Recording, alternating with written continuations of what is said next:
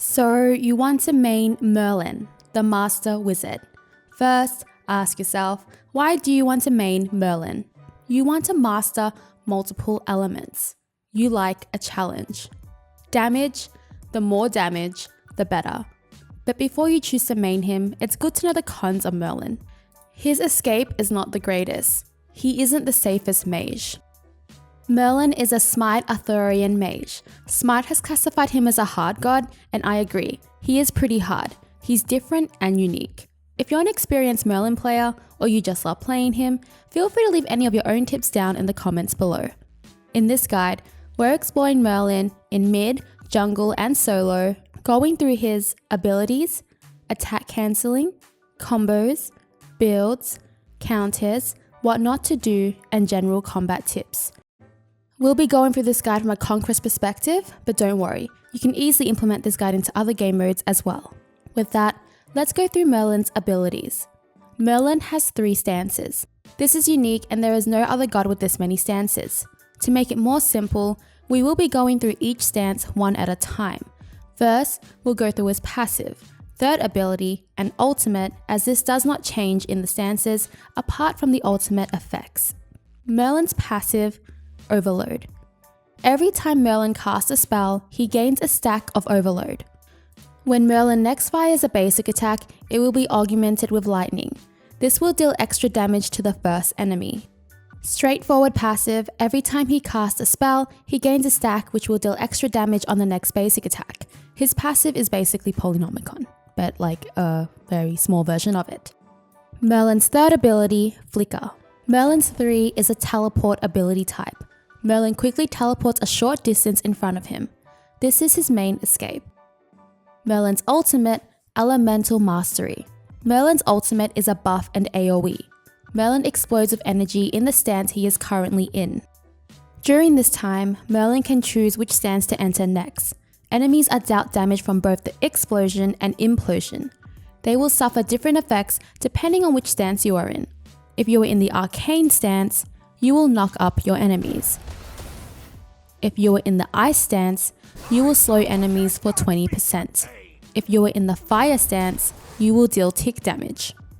For example, if you're in the ice stance and you switch to the fire stance, the explosion is the ice stance, which means enemies in radius will receive the slow. The implosion is the fire stance, which means enemies in radius will receive the damage over time. How to switch stances in Merlin's ultimate. 1. Use his ultimate. 2. Use his 1 for arcane, 2 for fire, or 3 during the ultimate duration. 3. You have now switched.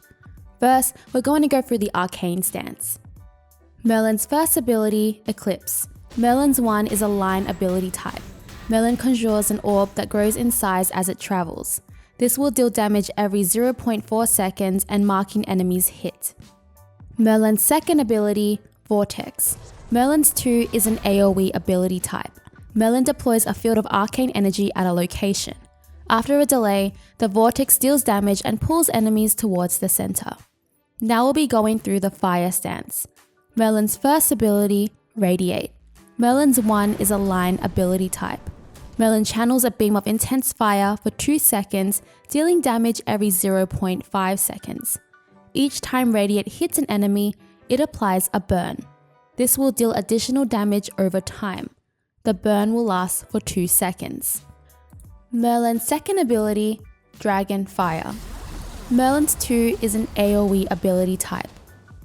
Merlin summons 2 ethereal dragons that spout flames towards each other, dealing damage to enemies every 0.25 seconds. If caught in the center, enemies' protections are reduced. The dragons will last for 3 seconds. This is his main clear for jungle camps. This ability, along with his first ability, Fire, is extremely great for objective damage.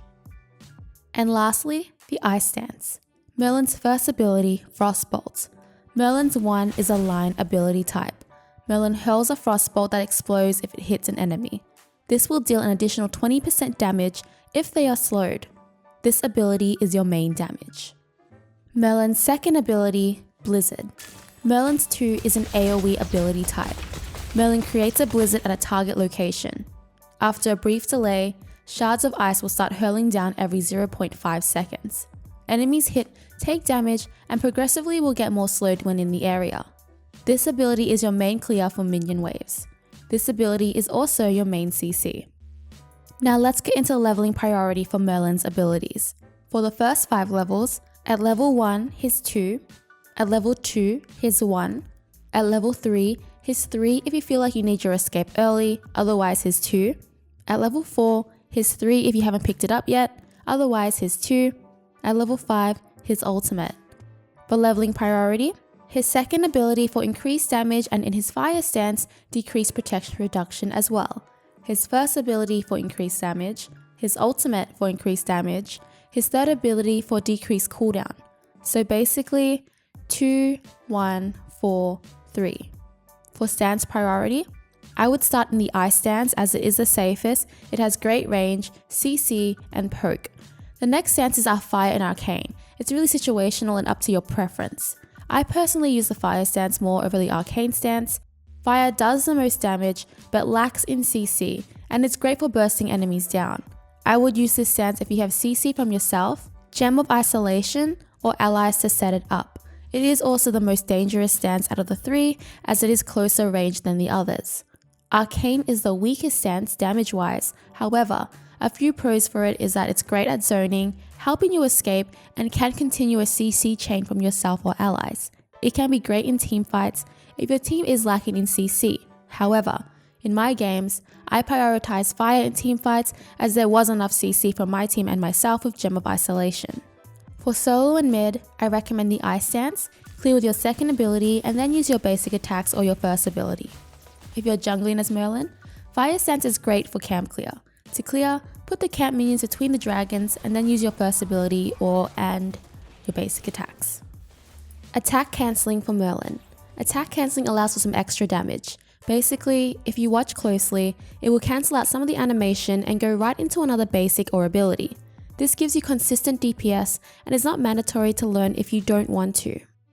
I would generally put all of Merlin's abilities on quick cast and instant cast for abilities you feel comfortable on. However, if you do not feel comfortable with this, it's fine to have them on normal cast and I would recommend leaving it on normal cast while you're getting used to him. I would say attack cancelling is important for Merlin because of his passive. For his ice stance, for his first ability, as soon as you use your basic attack, use your first ability. For his second ability, as soon as you basic attack, use your second ability. In his fire stance, for his first ability, as soon as you basic, use his first ability, hold down the basic attack button while doing so to fire another basic attack right away. For his second ability, as soon as you basic, use his second ability. In his arcane stance, for his first ability, as soon as you basic, use his first ability. For his second ability, as soon as you basic, use your second ability. Combos for Merlin. There are so many possible combos for Merlin, I will list the ones I find the most effective. If you've played around with Merlin, feel free to post more combos in the comments below. Remember that the ultimate will grant you 2 different effects depending on what stance you're in and what stance you're switching to. That is extremely important to remember. When switching to a different stance, the ultimate will give you a great beneficial edge. Remember that your first ability deals more damage when the enemy is slowed, so the slow could be from your ultimate, your second ability, or from your allies. Keep in mind that you will have to be somewhat close to the enemy if you want to get your ultimate effects and damage off on them. The main stances I use are ice and fire. Arcane is still very useful, even though it's his weakest stance. Personally, I stay in the ice stance for a majority of the time. I find that it has the best clear, and it is the most useful and strongest with the slow and amplified damage. Make use of Merlin's basic attacks. Remember that his passive acts kind of like a polynomicon. You can use Flicker to close the gap between you and the enemies in any of these combos, especially with the fire range being so short and dangerous in range. Short combos for each stance.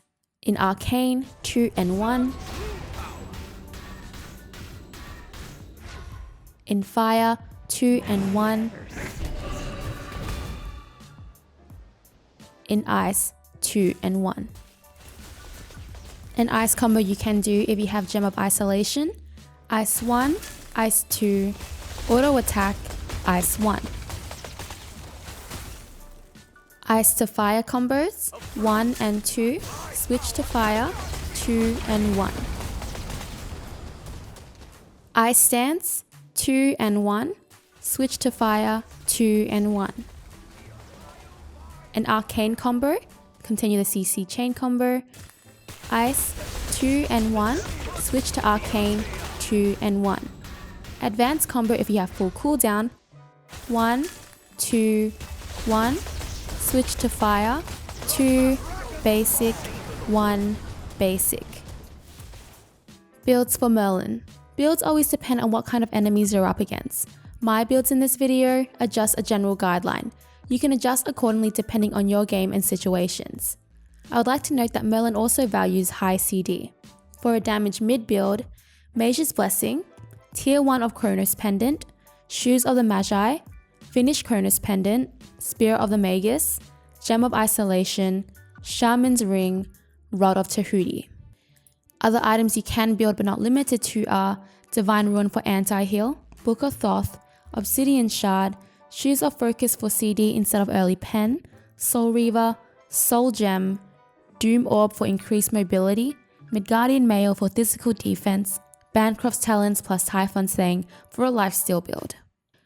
For jungle, I would build pretty much the same except replace Mage's Blessing with Assassin's Blessing.